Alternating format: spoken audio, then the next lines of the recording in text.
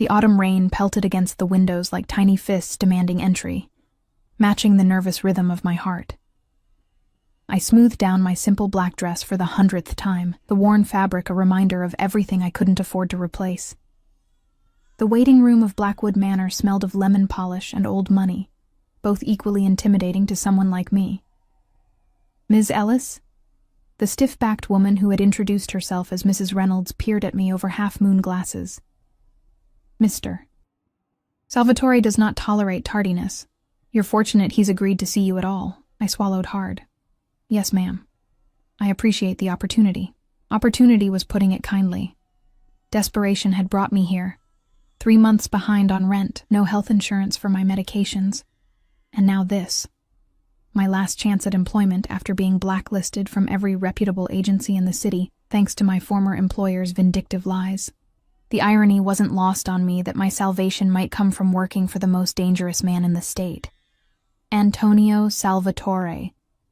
Even thinking his name sent a chill down my spine. The heavy double doors swung open, and Mrs. Reynolds gestured for me to follow. My sensible shoes squeaked against the marble floor, announcing my poverty with every step. The office we entered was cavernous, with floor-to-ceiling windows overlooking manicured gardens now drenched in rain. A massive desk anchored the room, and behind it sat a man whose presence seemed to consume all the oxygen.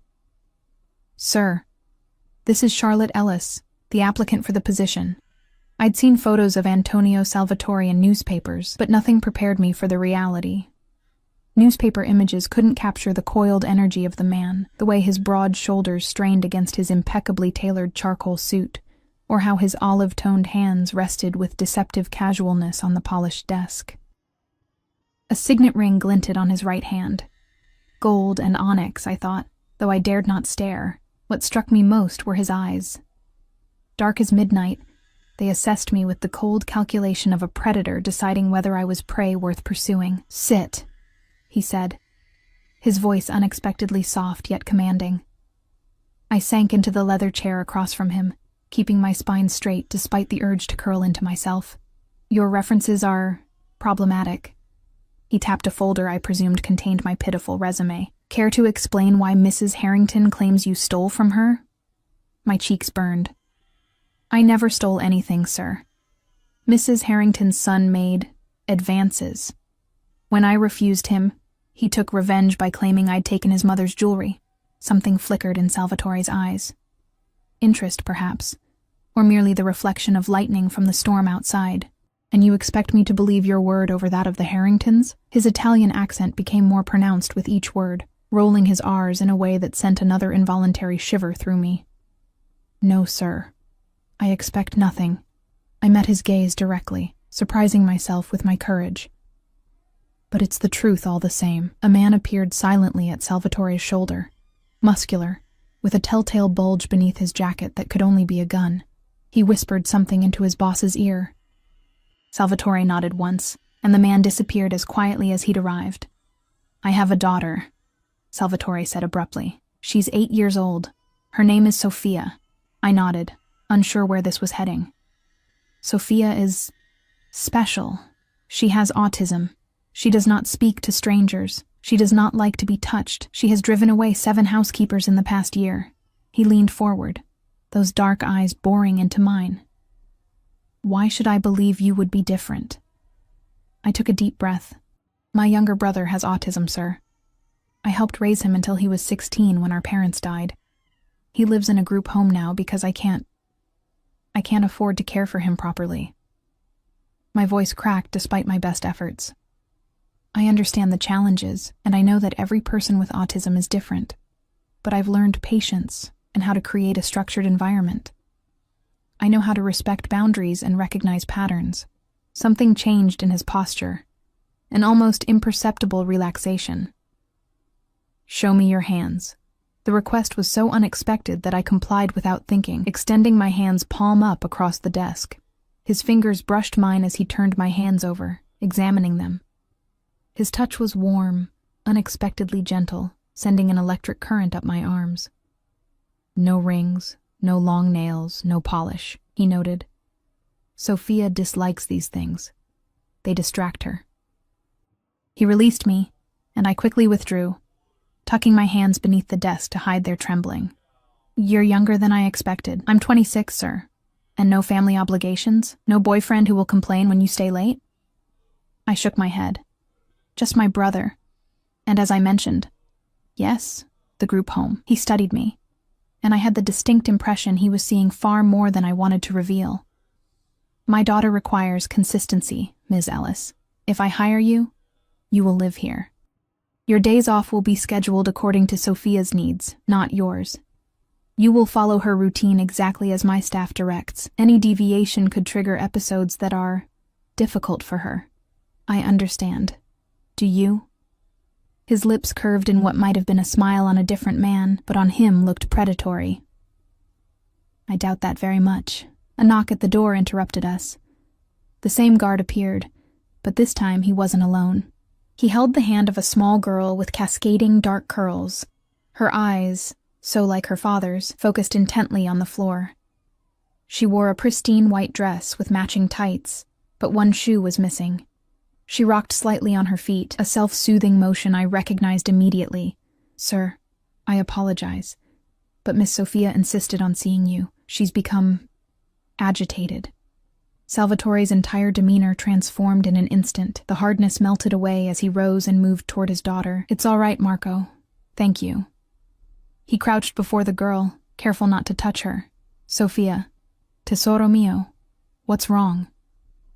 The child didn't respond verbally, but her free hand fluttered in a pattern I recognized as distress.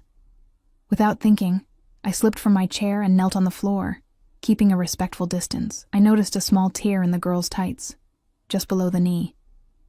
Her tights are torn, I said softly, and she's missing a shoe. Salvatore's head snapped toward me, surprise evident in his expression. That might be upsetting her, I continued. The asymmetry and the unexpected sensation. I reached into my purse and pulled out a small sewing kit, a habit from caring for my brother, who couldn't tolerate tears in his clothing. May I? After a moment's hesitation, Salvatore nodded. I moved slowly, telegraphing my movements. Hello, Sophia. I'm Charlotte. I see your tights have a small tear. That must feel strange and uncomfortable. Would it be okay if I fix them for you? I won't touch your skin, just the fabric. The girl didn't look at me, but she stopped rocking. I took that as permission, and with swift, practiced movements, made a nearly invisible repair to the tights. There, all better. Now shall we find your other shoe? Sometimes things hide from us, don't they? My brother's shoes used to play hide-and-seek all the time. For the first time, Sophia's eyes flickered toward me, though not quite meeting my gaze. Her hand stopped its agitated fluttering. Marco, Salvatore said quietly, check her bedroom and the hallway for the missing shoe. Sir, we've already... Check again. While Marco disappeared, I remained kneeling, not speaking, but humming very softly, a technique that had often calmed my brother during moments of stress. Salvatore watched me with an intensity that made my skin prickle. I pretended not to notice, keeping my focus on Sophia. The blue butterfly is back, the little girl suddenly whispered, so quietly I almost missed it. Salvatore tensed beside her, his eyes widening fractionally. Is it a special butterfly? I asked gently. It only comes when it's safe. Her eyes remained fixed on a point just past my shoulder. Marco returned, holding a small white shoe. Found it under her desk, sir. I didn't reach for the shoe. Instead, I said, Sophia, would you like to put your shoe on, or would you prefer if your father helps you? Papa, she said, still not looking at anyone. Salvatore took the shoe from Marco and carefully helped his daughter slip it on. Never actually touching her skin, I noted, just supporting the shoe as she pushed her foot into it. Better? He asked her. She nodded, then turned and walked out of the room without another word. Marco following close behind. When the door closed, Salvatore remained crouched for a moment, his expression unreadable. When he rose and returned to his desk, the hardness had returned to his features. She spoke to you, he said, his tone making it sound like an accusation. Children with autism often surprise us, I replied carefully. Sophia hasn't spoken a word to any of her previous caregivers. Some of them worked for months without hearing her voice. He tapped his fingers against the desk. 1, 2, 3, pause, repeat. The blue butterfly is her indicator, her way of telling me she feels safe with someone. I remained silent, sensing the weight of this revelation. You'll start immediately. Mrs. Reynolds will show you to your quarters and explain Sophia's schedule. He pressed a button on his desk, and the stiff-backed woman appeared so quickly she must have been waiting just outside. Sir, she said, Ms. Ellis will be taking the position. Get her settled in the east wing, near Sophia's rooms. Of course, sir. As I rose to follow Mrs. Reynolds, Salvatore's voice stopped me. Ms. Ellis. I turned back. If you ever betray my daughter's trust, or mine, there won't be a place on this earth where you can hide from me. His voice was soft, almost gentle, which somehow made the threat more terrifying. Do we understand each other? Perfectly, Mr. Salvatore, as I followed Mrs. Reynolds through the maze of hallways. I couldn't shake the feeling that I'd just made a deal with the devil himself. What I didn't know then was how completely that deal would transform both our lives, or how thin the line between protection and possession truly was. That night, as I unpacked my meager belongings in a room larger than my entire former apartment, I caught a glimpse of myself in the ornate mirror. My brown hair was coming loose from its practical bun, and my eyes looked too large for my face, bright with an emotion I couldn't name. Fear, yes, but something else too. A dangerous flicker of hope. A knock on my door made me jump. Mrs. Reynolds stood there with a stack of neatly folded clothing. Your uniforms, she said crisply. Mr. Salvatore requires all staff to dress appropriately. You'll find everything you need. She laid them on the bed, simple but clearly expensive dresses in navy and charcoal. Sophia's schedule, she continued, handing me a typed sheet. Memorize it. Any deviation causes her significant distress. I scanned the meticulous hour-by-hour breakdown of the child's day. One more thing, Mrs. Reynolds added, her voice dropping slightly. Mr. Salvatore is very protective of his daughter. The last housekeeper who upset Sophia, well, she disappeared rather suddenly. With that parting warning, she left me alone with my thoughts, and the rain still beating against windows that suddenly felt like the bars of a gilded cage. The first week at Blackwood Manor passed in a blur of routines and unspoken rules. Sophia's schedule was a sacred text, followed with religious precision. Breakfast at 7:15 a.m. Never 7:14, never 7:16. Strawberry yogurt on Mondays and Wednesdays. Oatmeal with exactly 6 blueberries on Tuesdays and Thursdays, and cinnamon toast cut into perfect triangles on Fridays. Weekends were for pancakes, shaped like butterflies, with the syrup in a separate dish. Never touching the pancakes until Sophia was ready. I learned quickly that Sophia's world operated on patterns invisible to most, but devastating when disrupted. My own schedule revolved entirely around hers.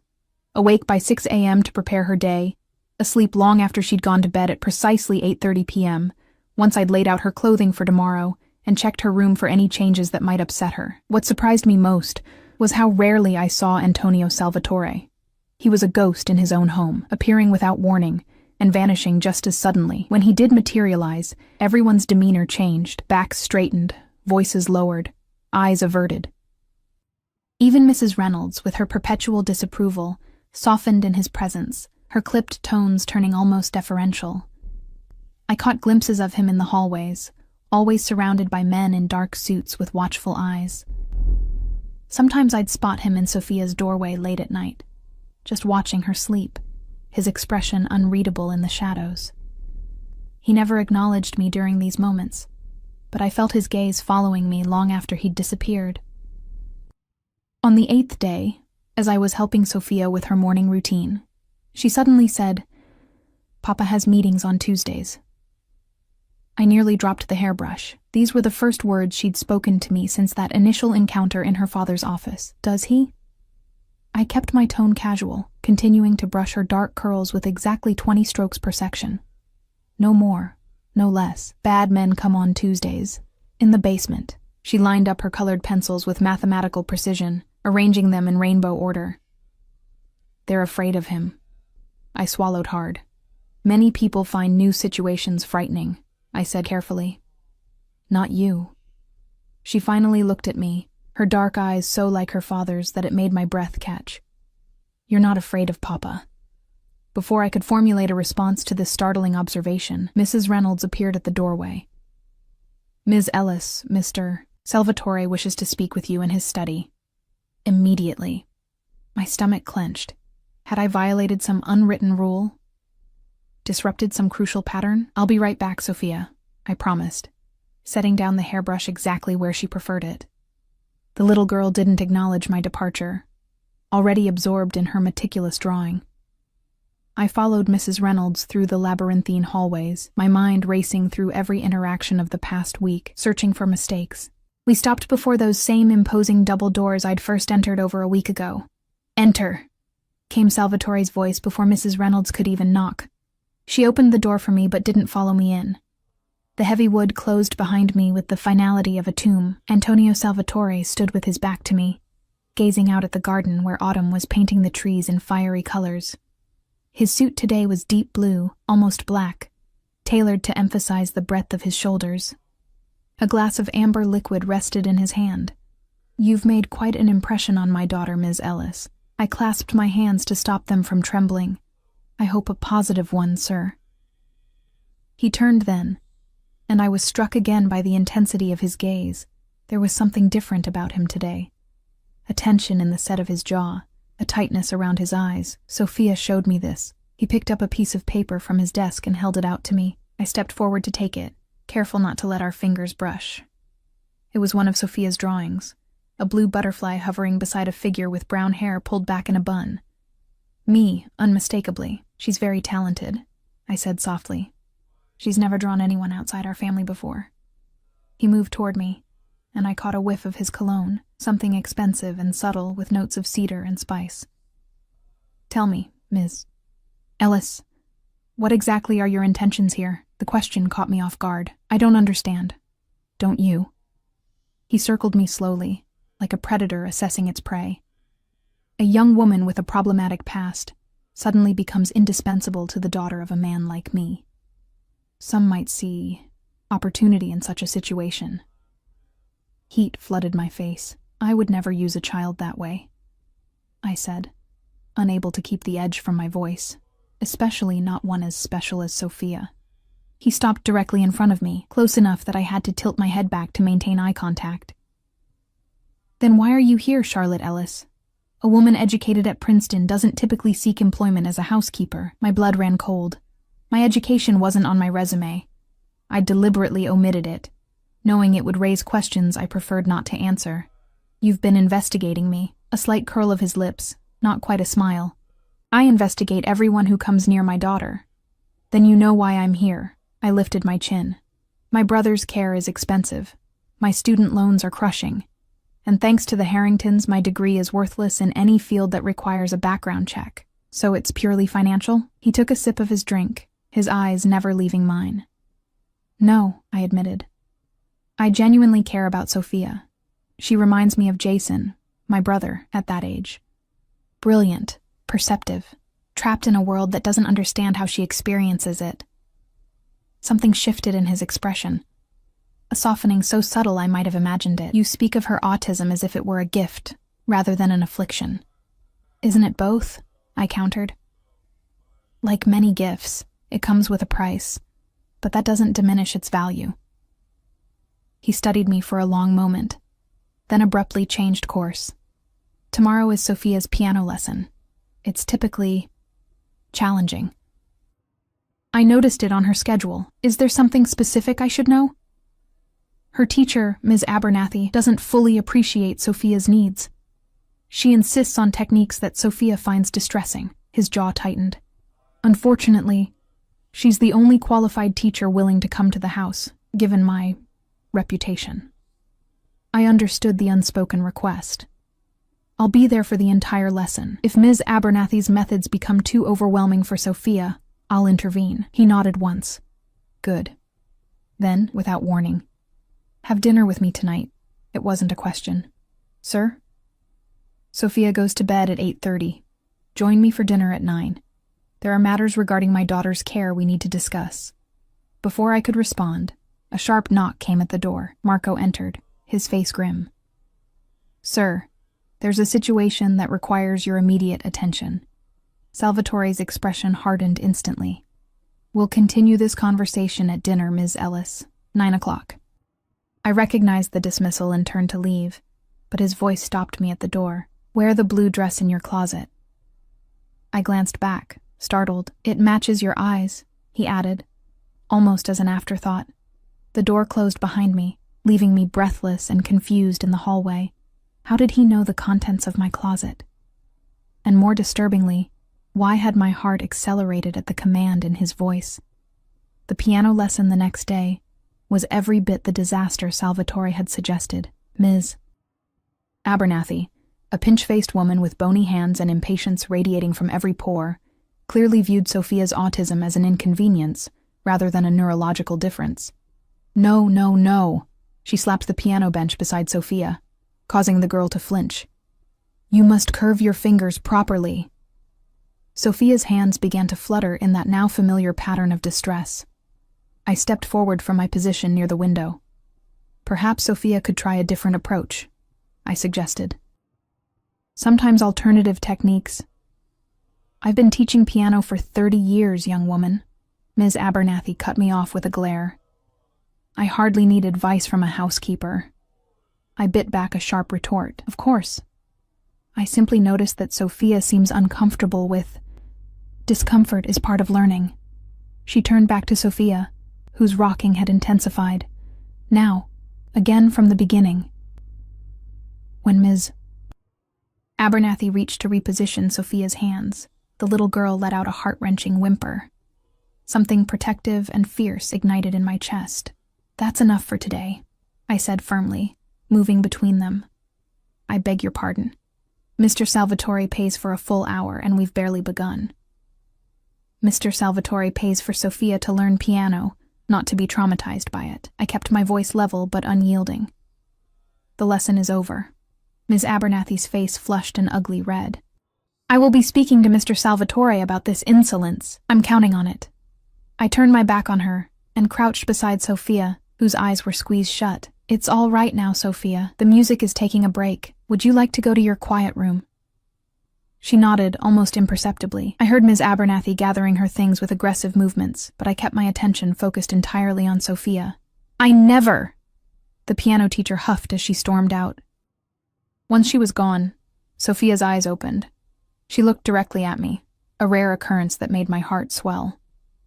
"The butterfly stays," she whispered. I smiled gently. "Yes, the butterfly stays." The blue dress hung in my closet like a question. I'd never seen it before today, yet there it was. Silk the color of a summer sky, simple yet elegant. It had appeared while I was helping Sophia with her afternoon routine, along with a note in masculine handwriting. "I look forward to our dinner. A.S." I stared at myself in the mirror, hardly recognizing the woman who looked back. The dress fit perfectly, suspiciously so, as if it had been made for me. My brown hair, freed from its practical bun, fell in soft waves past my shoulders. I wore no jewelry. I owned none, but somehow the absence made the look more striking. At precisely 9 o'clock, a knock came at my door. I expected Mrs. Reynolds, but instead found Marco waiting in the hallway.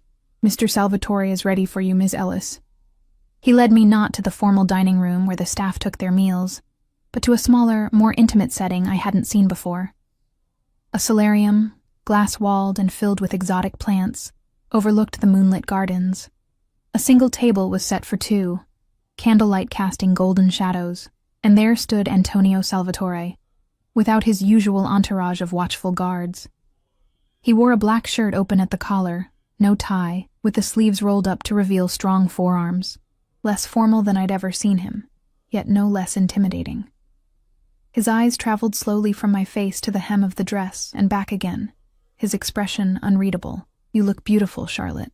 My first name in his mouth sounded like a different word entirely, rich with meaning I couldn't, or wouldn't, decipher. "Thank you for the dress," I said, my voice steadier than I felt, "though I'm curious how you knew my size." A ghost of a smile. "I know everything about the people in my home." Marco pulled out my chair, and I sat, hyper-aware of Salvatore's presence across from me. A waiter appeared from nowhere, pouring wine into crystal glasses. "Ms. Abernathy called me today, he said once we were alone, quite distraught. I tensed. I'm sorry if I overstepped. Don't apologize. He cut me off with a wave of his hand. I've terminated her services. I blinked in surprise. You fired her? No one upsets my daughter. His tone left no room for discussion. Besides, you were right. Sophia should learn in a way that accommodates her uniqueness, not despite it. The dinner conversation flowed more easily than I expected. Antonio, he'd insisted I use his first name, at least in private, possessed a surprising knowledge of autism spectrum disorders. He spoke of therapies he'd researched, specialists he'd consulted, and his frustration with a world that refused to adapt to his daughter's needs. I can build empires and break men with a phone call, he said, swirling the ruby wine in his glass, but I cannot make the world kinder to my Sophia. In those moments, the dangerous Mafia boss receded, revealing a father desperate to protect his child. It was disarmingly human, this vulnerability he showed only when speaking of Sophia, what happened to her mother. The question slipped out before I could stop it, wine and candlelight loosening my tongue. His face shuddered instantly. That is not a subject we discuss.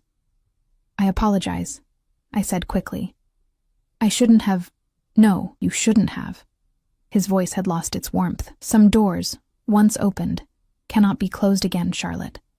The sudden chill between us remained through the rest of the meal, though he maintained impeccable courtesy. When we finished, he escorted me back to my room in silence, stopping outside my door. You did well today with Sophia, he said finally. I won't forget it.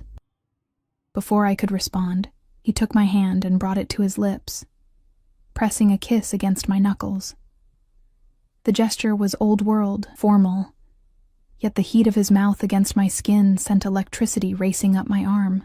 Good night, Charlotte. He was gone before I could catch my breath, leaving me standing outside my door with my heart hammering against my ribs and the ghost of his touch lingering on my skin. Weeks passed, falling into patterns as structured as Sophia's daily schedule. I grew to love the little girl with her brilliant mind and unique view of the world. We developed our own language of gestures and half-spoken thoughts. She began to seek me out, showing me her drawings, her collections of feathers and smooth stones, the treasures of her orderly universe. Antonio remained an enigma, appearing and disappearing like a storm front. Sometimes days would pass when I'd see him only from a distance, surrounded by his men, his face hard as granite.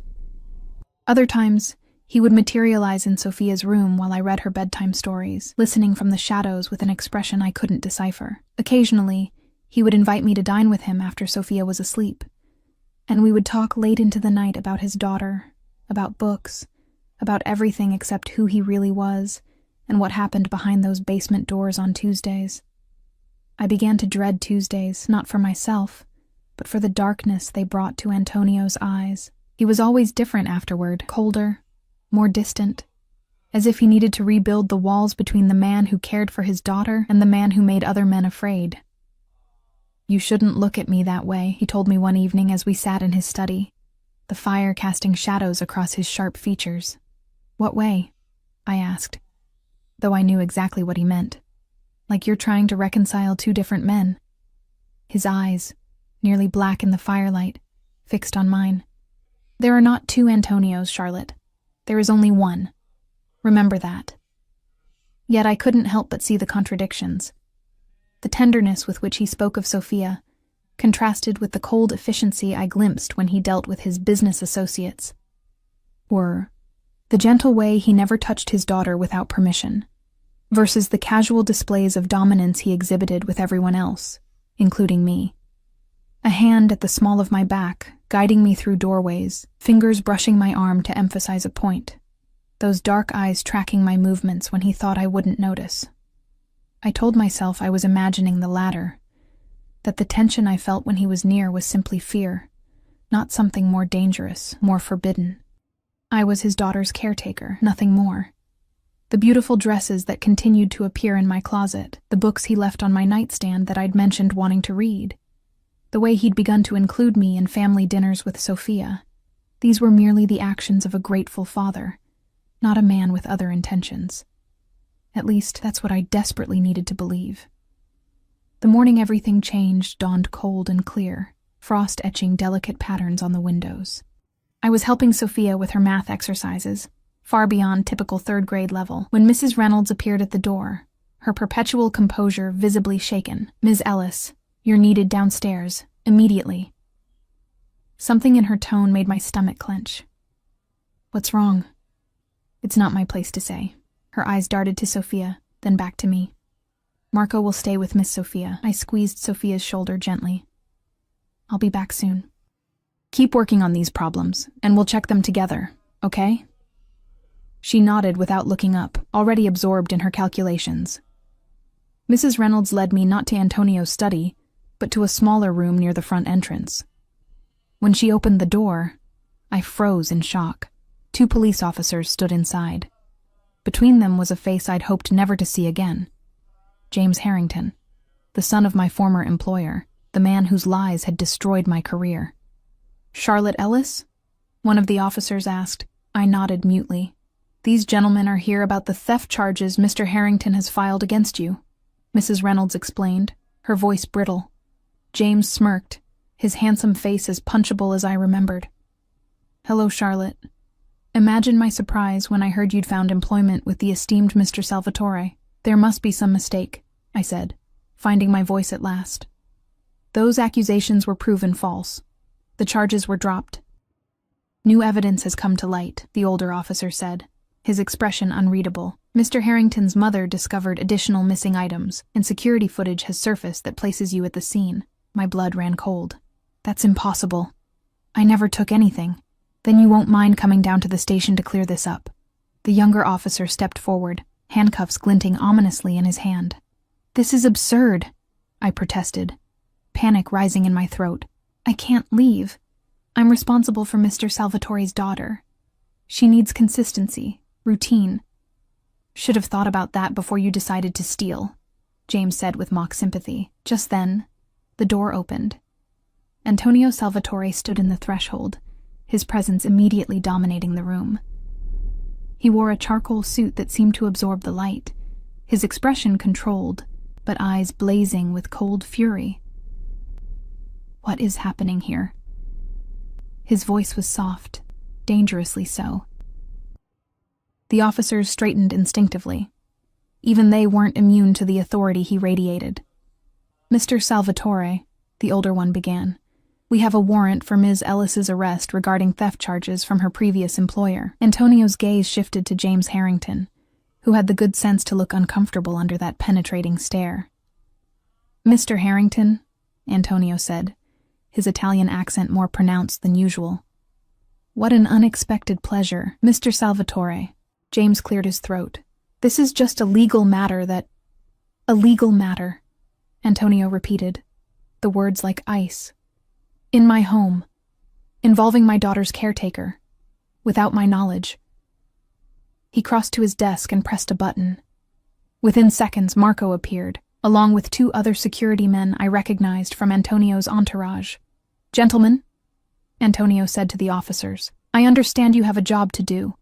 However, Ms. Ellis is essential to my daughter's care. Removing her without warning would cause my child significant distress." "Sir, we have a warrant," the younger officer began. "Of course." Antonio cut him off smoothly. "And you will execute it, after my attorney arrives to review it. In the meantime, perhaps we can discuss this situation like civilized men." He turned to James.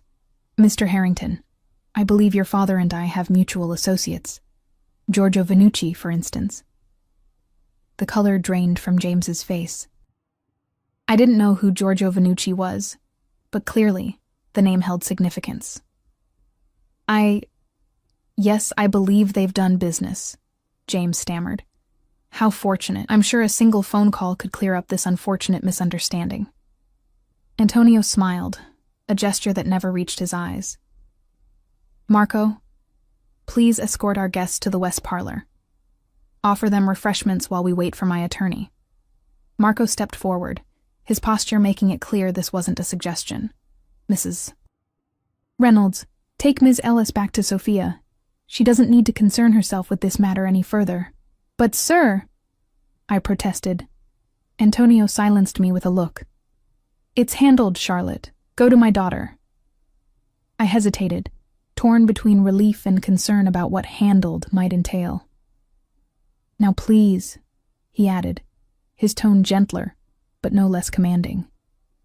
As I left, I caught James Harrington's expression, a man realizing too late that he had made a grave miscalculation. That evening, after Sophia was asleep, a knock came at my door. I opened it to find Antonio standing there, his tie loosened, a tumbler of whiskey in his hand. May I come in? I stepped back to allow him entry, acutely aware that we'd never been alone in my room before. He moved to the window, looking out at the moonlit grounds.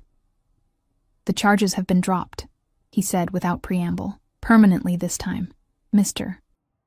Harrington has signed a statement admitting the accusations were fabricated out of personal vendetta. Relief flooded through me. Thank you. But I have to ask, what did you do to make him confess? Antonio turned, his expression unreadable in the half-light. Does it matter? Yes, I said firmly. It matters to me. He studied me for a long moment. I simply made it clear that continuing his vendetta against you would be more costly than he was prepared to pay. You threatened him. I reminded him of reality. Antonio took a sip of his whiskey. Men like James Harrington only understand power and consequences. I wrapped my arms around myself, suddenly cold despite the room's warmth. And men like you understand how to wield both. Something flickered in his eyes, anger, perhaps, or disappointment. Yes, men like me. He set down his glass and moved toward me, stopping close enough that I could smell his cologne, feel the heat radiating from his body. Does that frighten you, Charlotte? Should it?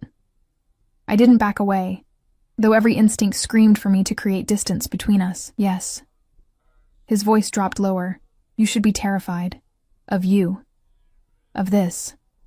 Before I could process his meaning, his hand cupped my cheek, his touch startlingly gentle for a man with so much power, so much darkness. Of what I want from you. My breath caught. What do you want from me? His thumb traced my lower lip, sending shivers down my spine. Everything. The single word hung between us, heavy with implication. I knew I should step back, establish boundaries, remember who he was, and all the reasons why this was impossible.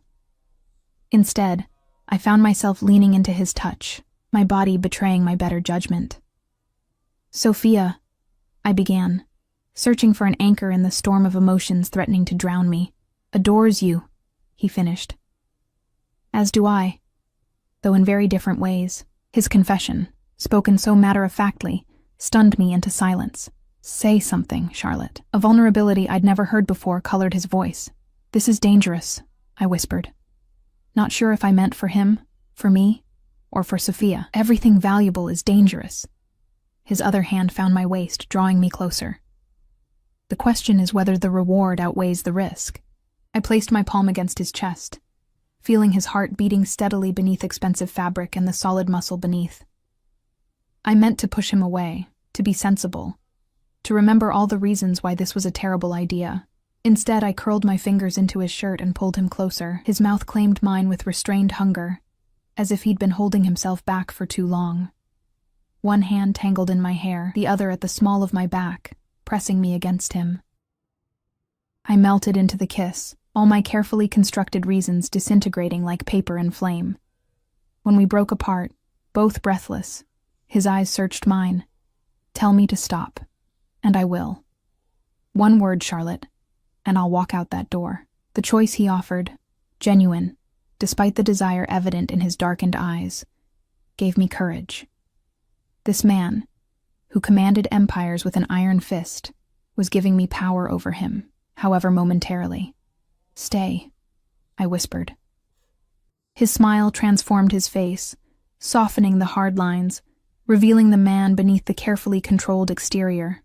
For a heartbeat, I glimpsed Antonio, separate from Salvatore, the father, not the feared Mafia boss. But as he lowered his mouth to mine again, I knew the truth he'd warned me about. There weren't two different men, there was only one, and I was choosing all of him, darkness included. Dawn found us tangled in my sheets, his arm heavy across my waist, my head nestled against his chest where I could hear the steady rhythm of his heart. In sleep, the dangerous edge that always surrounded him had softened, making him look almost peaceful. I traced the lines of a scar that ran along his collarbone, wondering about the story behind it, but knowing better than to ask. His body told tales of violence, scars both old and new, mapping a history I could only imagine.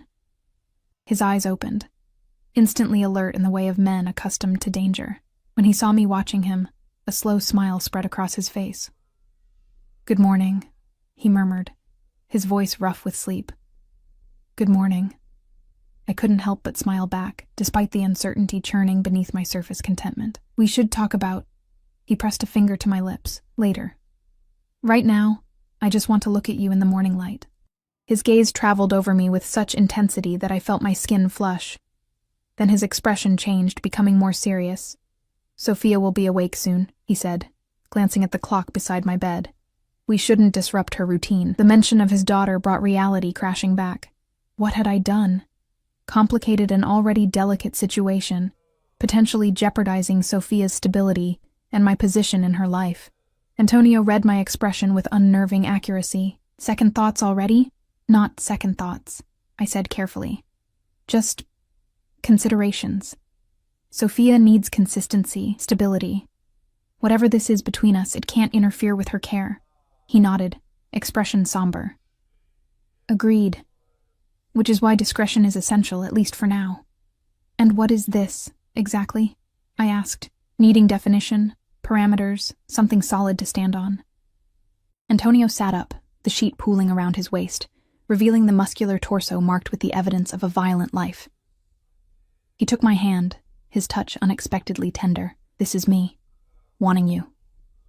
Not just in my bed, but in my life, with Sophia, with me."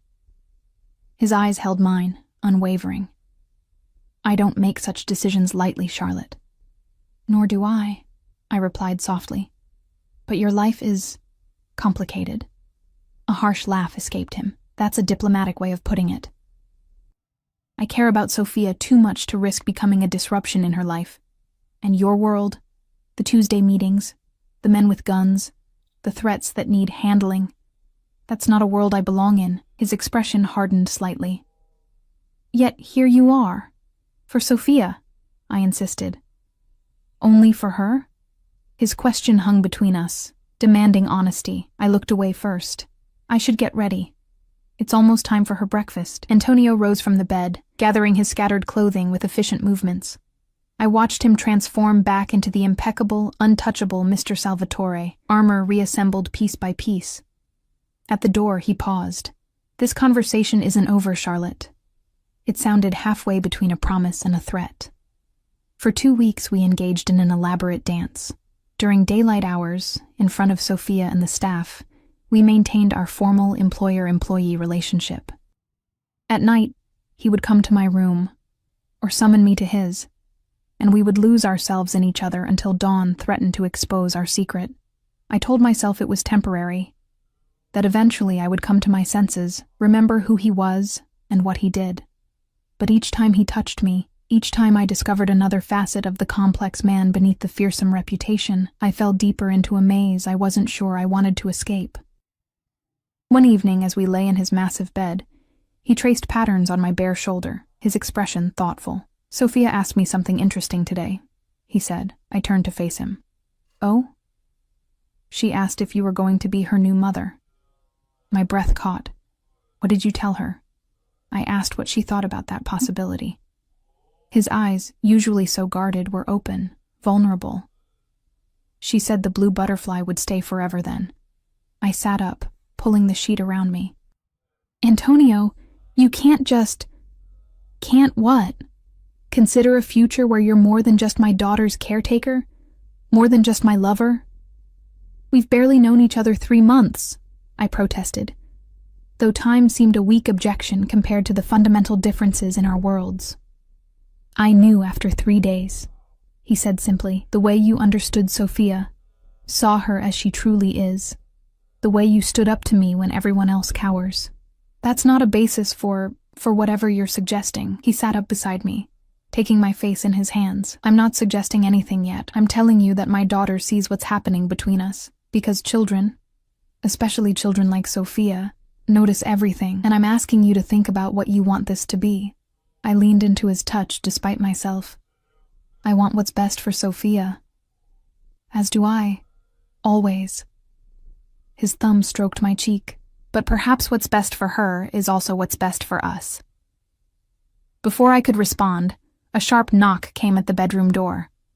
Antonio tensed, immediately on alert. No one would dare interrupt him unless it was urgent. "Sir?" Marco's voice tight with barely controlled panic. Antonio was out of bed in an instant, pulling on pants and a robe. "What is it?" "It's Miss Sophia, sir. She's missing." The world seemed to stop. Antonio froze for a heartbeat, then exploded into action, throwing open the door to find Marco standing there, ashen-faced. "What do you mean, missing?" Antonio's voice was deadly quiet.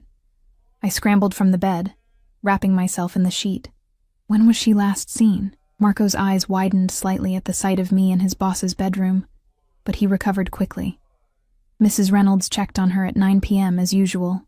When I made the midnight security sweep, her bed was empty. Antonio was already striding down the hallway. "Lock down the property. Every inch of the grounds, every room. Find her now." I rushed back to my room, throwing on clothes haphazardly. My mind raced through possibilities. Sophia had never left her room at night before, never broken her routine. Something was terribly wrong. I ran to her bedroom, hoping against hope that she'd returned. The empty bed with its butterfly-patterned comforter sent a chill through me. I scanned the room, looking for clues, anything that might indicate where she'd gone or why. Her closet door stood ajar. Inside, I noticed her emergency backpack was missing, the one she'd meticulously packed with essentials for what she called bad days. It contained her favorite blue sweater, a small photo of her and Antonio, her special blue butterfly hair clip, and a few other comfort items. She'd left voluntarily then. But why? And where would she go? I hurried downstairs to find the house in controlled chaos. Security teams were sweeping every room, checking surveillance footage. Antonio stood in the center of his study, issuing rapid-fire commands, his face a mask of controlled terror. "Her emergency pack is gone," I said as I entered. "She took it with her." His head snapped toward me. "You're sure?" "Positive. She packed it herself. Showed me where she kept it, just in case." In case of what?" he demanded. "She never specified. Just bad days." I tried to think like Sophia, to see the world through her perfectly ordered lens. "Has anything changed recently? Anything disrupted her routine or upset her?"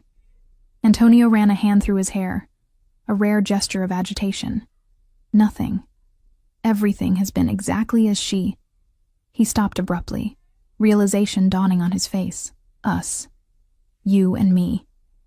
"But we've been so careful," I protested. "And she seemed positive about the idea when she asked you. Children say what they think adults want to hear sometimes." His voice was hollow. "Even Sophia." Marco burst into the room. "Sir, we found something on the East Wing cameras. 40 minutes ago, Miss Sophia left through the garden door." "Alone?" Antonio's voice cracked on the word. "Yes, sir. Voluntary movement, no signs of distress. She appeared to know exactly where she was going."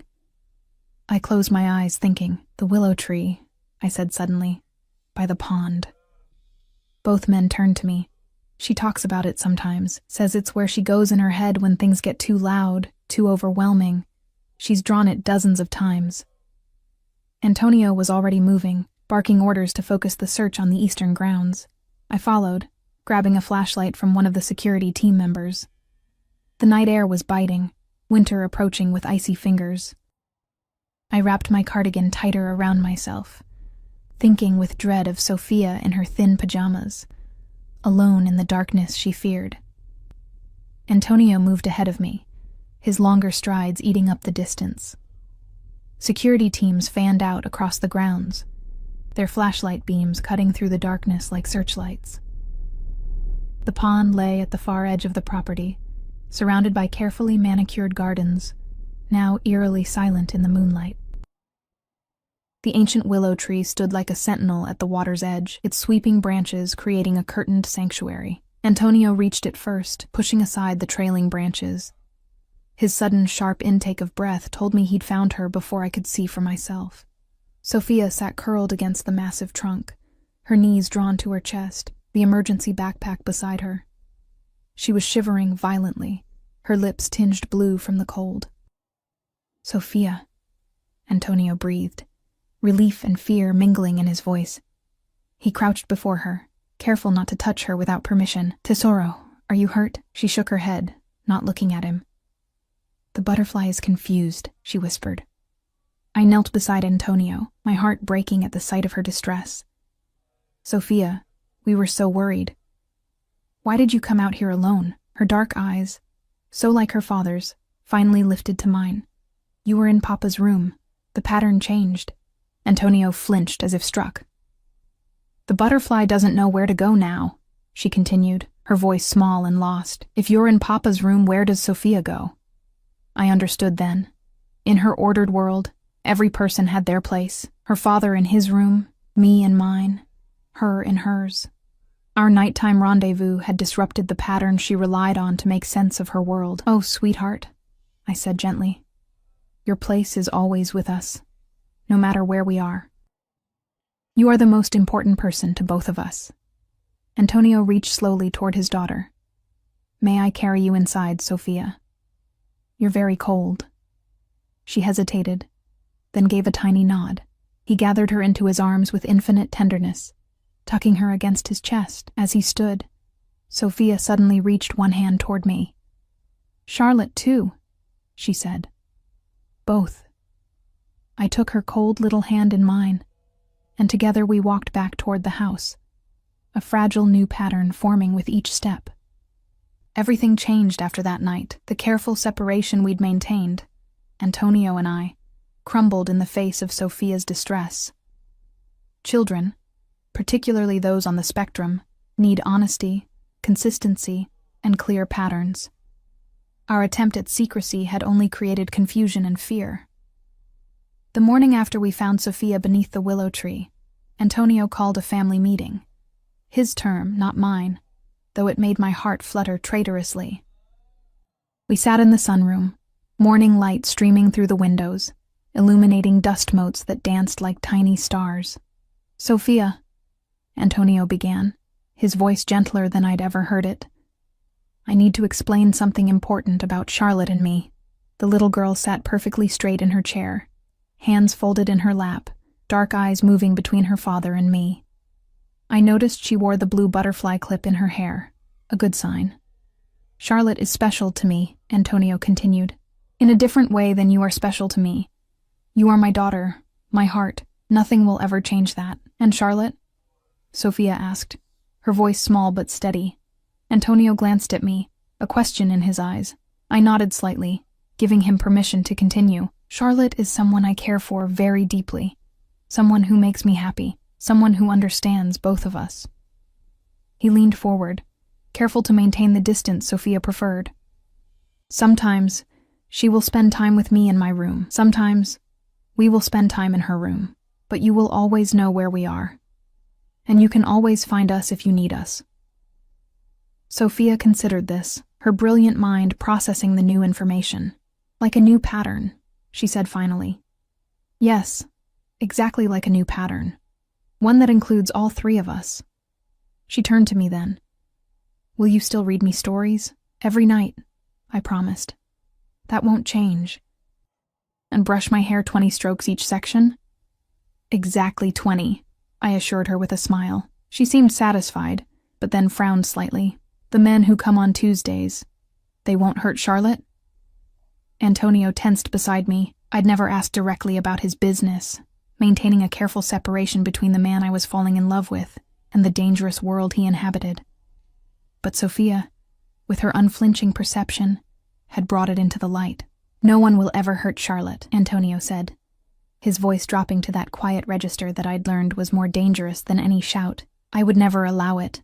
Sophia nodded, apparently satisfied. "I'm hungry." The abrupt change of subject was so typical of her that I couldn't help but laugh, tension draining from the room. "Pancakes?" I suggested.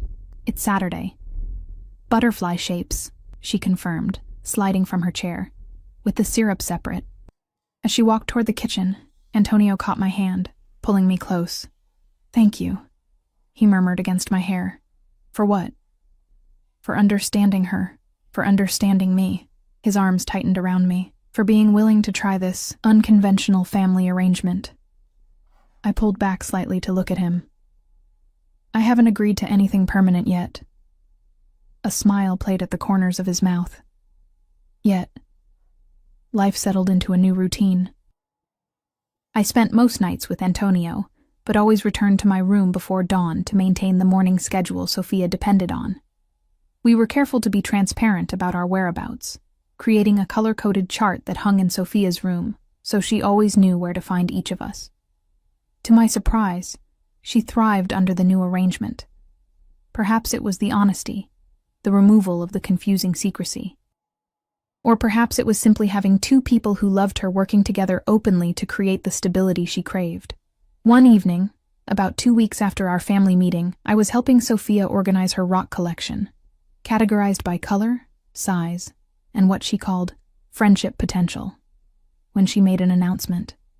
"I want to call you Mama." The simple statement nearly stopped my heart.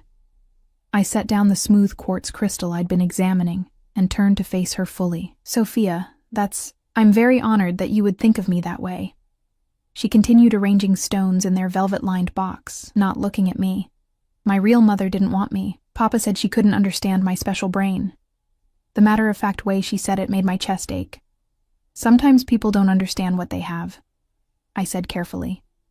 "You understand," she said, still focused on her task. "And you want to stay. The butterfly says so." I blinked back sudden tears. "The butterfly is right. I do want to stay. Then you can be my mama." She placed the final stone in its designated spot and closed the box with a satisfying click. "Papa wants you to be my mama too. He keeps the ring in his desk drawer." My breath caught. "What ring, Sophia?" She gave me a look that clearly questioned my intelligence. "The ring to ask you to marry him. In the blue box. Top right drawer. Behind the picture of me." Before I could process this bombshell, delivered with such casual certainty, Antonio appeared in the doorway. He took in my shocked expression and Sophia's satisfied smile, and raised an eyebrow. "Everything okay in here?" "Sophia just told me about a ring," I said, watching his face carefully. A rare flash of genuine surprise crossed his features, followed by something like resignation. His eyes moved to his daughter. "Have you been in my desk, Sophia?" "No," she said truthfully. "Marco was looking for stamps. He found it. He told Giovanni it was pretty. I heard them." Antonio shook his head, a rueful smile playing at his lips. "Nothing stays secret in this house, it seems." My heart raced as implications cascaded through my mind. Marriage, becoming Sophia's stepmother officially, becoming Mrs. Salvatore, wife to a man whose business I still knew almost nothing about, whose power and danger I could only glimpse. "We'll talk later," Antonio said softly, correctly reading my overwhelmed expression. "Sophia, it's time for your bath." As I rose to help with her evening routine, he caught my arm gently. "Let Mrs. Reynolds handle it tonight. I think you and I need to have a conversation." 20 minutes later, we sat in his study, the same room where we'd first met, where I'd first encountered Sophia. It felt like years ago, rather than months. Antonio leaned against his desk, arms crossed over his chest, watching me with those dark, unreadable eyes. "So," he said finally, "you know about the ring. Apparently everyone knows about the ring except me," I replied, aiming for lightness despite my racing heart. He moved to the desk, opened the drawer Sophia had described, and extracted a small blue velvet box. "This wasn't how I planned to do this." "How did you plan to do it?" A ghost of a smile, with more romance, less ambush. He came to stand before me, but instead of kneeling as I half expected, he simply held out the box. "Look at it, then we'll talk." I took the box with trembling fingers and opened it. Nestled inside was a ring of such understated elegance it took my breath away, a perfect oval sapphire surrounded by a halo of smaller diamonds, set in platinum. "It's beautiful," I whispered. "It reminded me of your eyes." He took the box back, removing the ring. "I'm not asking you to wear it, not yet. But I want you to know my intentions. Antonio," he held up a hand, "let me finish. Please." He set the ring on the desk beside him. "I know what I am, Charlotte. I have no illusions about the world I inhabit or the things I've done. But I also know what I feel for you, what I feel when I see you with my daughter, when I wake up with you beside me, when you challenge me in ways no one else would dare." I remained silent, afraid that if I spoke, I would break the spell of his rare vulnerability. "I want you in my life, permanently, as Sophia's mother, as my wife. But I understand that accepting that means accepting everything, including parts of my life I've kept separate from you." There it was. The elephant in the room, the subject we'd carefully danced around for months. "The Tuesday meetings," I said softly. He nodded. "Among other things." "Tell me." His eyes searched mine. Are you certain? "Once I tell you, there's no going back. No plausible deniability. If you're asking me to consider spending my life with you, raising Sophia with you, I need to know exactly what that life entails." I straightened my spine, bracing myself. "No more compartmentalization, Antonio. All of you or none of you." Something like respect flashed in his eyes. He moved to the bar cart in the corner, poured 2 glasses of whiskey, and handed one to me before taking a seat across from me. "My father came to America from Sicily in the 1960s, he began, his voice taking on a cadence I hadn't heard before. More pronounced accent, more rhythm. He had nothing but the clothes on his back and connections to certain families in New York. He built an empire through those connections. Import-export businesses, construction companies, waste management, real estate. All legitimate on paper." I took a sip of whiskey, letting the burn ground me. By the time I was born, he was a wealthy man. Respected, feared. He sent me to the best schools, taught me everything he knew about business. Both kinds. Antonio's eyes never left mine. When he died, I inherited everything, including his position within the organization. "The Mafia," I said, the word feeling strange on my tongue.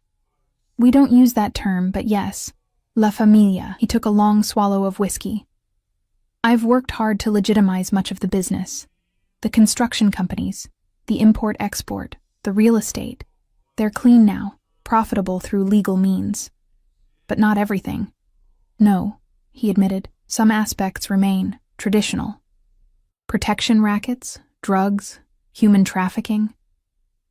I forced myself to ask the worst questions, needing to know boundaries. His expression hardened. "I have lines I don't cross. No trafficking, ever. No dealing with children. The drugs. We control territory, take a percentage from those who operate within it. But we don't handle product directly." "And the protection?" "Insurance," he corrected with a slight smile. "Businesses pay. We ensure nothing unfortunate happens to them." "By threatening them yourself," I said flatly. "By protecting them from others who would do worse." He leaned forward. "It's complicated, Charlotte.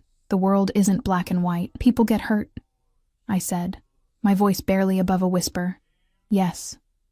No denial. No justification. Just honesty.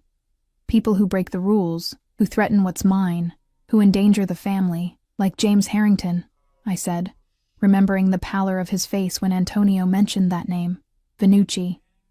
James Harrington was a spoiled boy playing at being a man. He needed to learn consequences.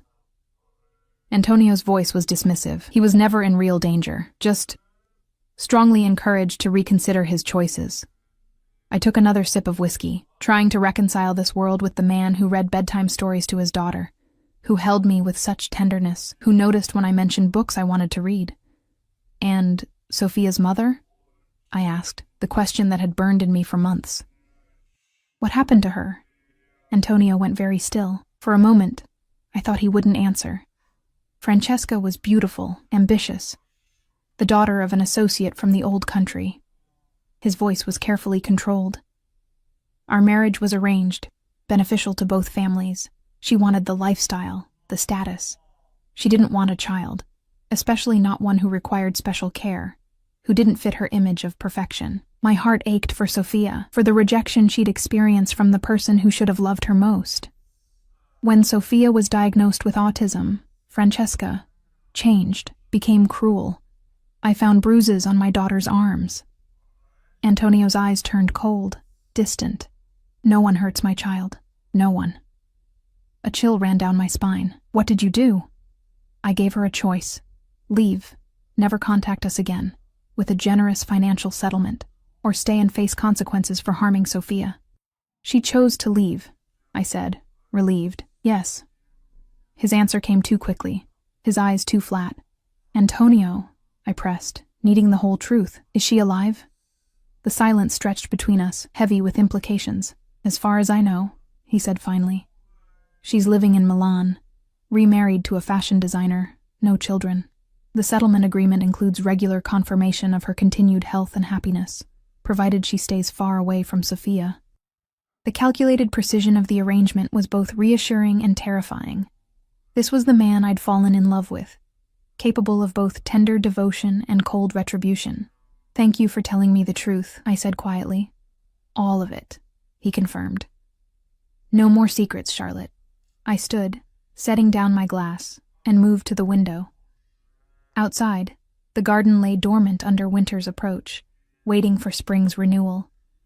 Like my own life, poised at a crossroads. I need time, I said, still facing the window. To think about all of this, about what it means for me, for my future, for my relationship with Sophia. I heard him rise, felt his presence behind me, not touching, but close enough that I could feel his warmth. Take all the time you need, he said. But know this, my feelings won't change. What I want won't change. I turned to face him. And what is that exactly? You. As my wife. As Sophia's mother. As the heart of whatever family we create together. His eyes, usually so guarded, were completely open now, vulnerable in a way I'd never seen. I love you, Charlotte. I think I have since the moment you knelt on my office floor to fix my daughter's tights. The words, so simply stated, hit me with physical force. In all our time together, through nights of passion and days of building our unconventional family unit, neither of us had said those 3 words.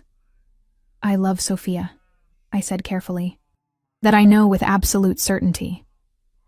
Pain flickered across his face at my deliberate omission. And you, I continued, reaching up to touch his cheek. You I love in ways that terrify me. Because loving you means accepting all of you. The father, the lover, and yes, the man who holds Tuesday meetings in the basement. Hope kindled in his eyes. Is that a yes? It's a not yet, I clarified. I need to be sure, Antonio. Not just for my sake, but for Sophia's. She's already called me Mama today. If I stay, if I wear your ring, there's no going back for her. I won't risk breaking her heart if I'm not absolutely certain. He nodded, accepting my terms with grace I hadn't expected. How will you know when you're certain? I smiled slightly. I imagine it will be like Sophia's blue butterfly. It will just appear when it's safe. Winter melted into spring, and still, the ring remained in its blue velvet box in Antonio's drawer. He never pressured me, never mentioned it, though I sometimes caught him watching me with Sophia, a question in his eyes I wasn't ready to answer. Sophia continued to call me Mama, a title I accepted with both joy and trepidation. We fell into the rhythm of family life. Breakfast together, Antonio joining us when he could, weekends exploring museums that accommodated Sophia's sensory needs, quiet evenings reading in the library, the 3 of us in companionable silence. The Tuesday meetings continued, but Antonio no longer disappeared behind an impenetrable wall afterward. Instead, he would find me once Sophia was asleep, sometimes with shadows in his eyes, sometimes with tension in his shoulders, and silently seek the comfort of my arms. I learned to read the signs, to know when to ask questions, and when to simply be present. I learned that there were aspects of his business I could influence, pushing for more legitimate investments, suggesting community initiatives that built goodwill while genuinely helping people. Most importantly, I learned that loving Antonio didn't mean condoning everything he did. It meant accepting the complexity of the man, recognizing the fierce protector alongside the ruthless enforcer, understanding that in his world, the two were inseparable. One perfect May morning, Sophia and I were in the garden, planting flowers in the beds outside my window, pansies and forget-me-nots in careful patterns she had designed with mathematical precision. Blue butterflies like these flowers, she informed me, patting soil around a delicate plant. Do they? How do you know? I asked, enjoying her rare, talkative mood. I researched, she said seriously. For my project. What project is that, sweetheart? Instead of answering, she reached into the pocket of her gardening apron and withdrew something small that caught the sunlight. She held it out to me with solemn ceremony. In her palm lay the sapphire ring from Antonio's desk. My breath caught. Sophia, where did you get that? Papa said it was time. She continued, holding it out, unwavering. He said the butterfly knows it's safe now. I looked up to find Antonio standing at the garden's edge, watching us with that intensity that still made my heart race after all these months. He walked toward us slowly, as if afraid of startling me. I promised I wouldn't pressure you, he said when he reached us. And I've kept that promise. But Sophia had this idea. We made a family, Sophia stated matter-of-factly, still holding out the ring. It needs to be official, for the pattern to be complete. I looked between them, this dangerous, complex man and his extraordinary daughter, both watching me with identical dark eyes filled with identical hope. In that moment, I realized the truth I'd been circling for months. Family isn't always what you expect it to be. Sometimes it's found in the most unlikely places, with the most unlikely people. Sometimes it's a little girl who sees the world through different eyes, and a man whose darkness is balanced by the fiercest capacity for love I'd ever witnessed. Yes, I said simply, holding out my hand to Sophia. With careful precision, she slipped the ring onto my finger, her face lighting up with a rare, brilliant smile. Pattern complete, she announced with satisfaction. Antonio gathered us both into his arms. The three of us together in the spring sunshine, surrounded by blue flowers awaiting their butterflies. Not complete, he murmured against my hair, just beginning. And in that moment, standing in the garden of a home that had once seemed like a gilded cage but now felt like sanctuary, I knew he was right. Our story, complicated, unconventional, sometimes dangerous, but always anchored by love, was just beginning. The blue butterfly had found its safe place, and so had I.